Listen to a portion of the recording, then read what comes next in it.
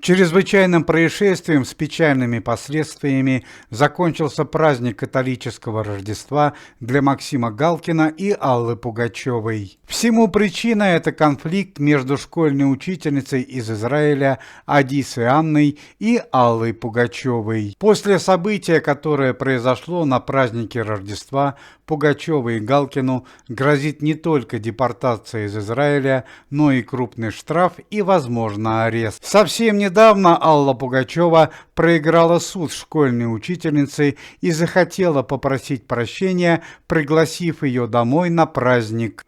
Однако праздника не получилось. Все гости, которые находились в доме, не исключая Аллу Пугачеву, были навеселе. И известная певица вновь разошлась и позволила себе обидную шутку в сторону школьной учительницы.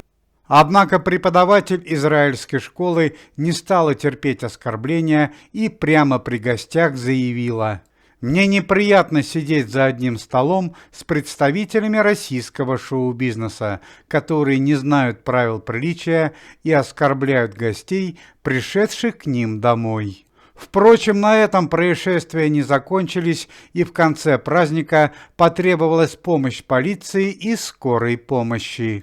СМИ Израиля сообщили подробности.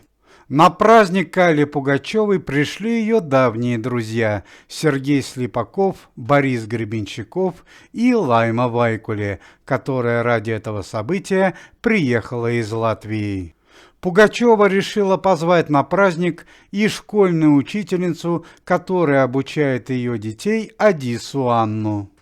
Несколько дней назад у Аллы Борисовны и школьной учительницы возник конфликт по поводу обучения детей в школе. Ссора зашла настолько далеко, что Аллу Пугачеву вызвали в суд и потребовали уплатить крупный денежный штраф.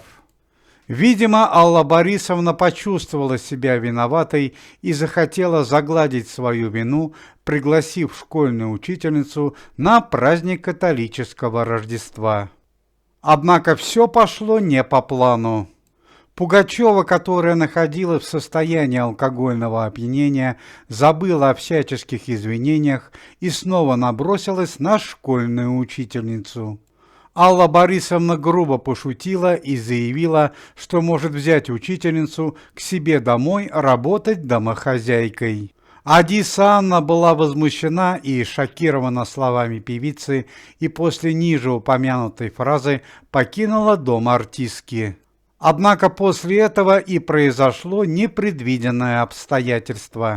По данным израильской полиции, в доме Аллы Пугачевой стали запускать праздничный фейерверк. По некоторым данным, этим занимались Семен Слепаков и Лайма Вайкуле. Фейерверк был запущен крайне неудачно, и его искры попали в проводку дома. Израильская вилла Аллы Пугачевой не является ее собственностью и принадлежит очень богатому человеку. В результате попадания искр от фейерверка в доме начался сильный пожар. По данным израильской общественности, шикарный особняк стоимостью $500 000 разрушен практически на 70%.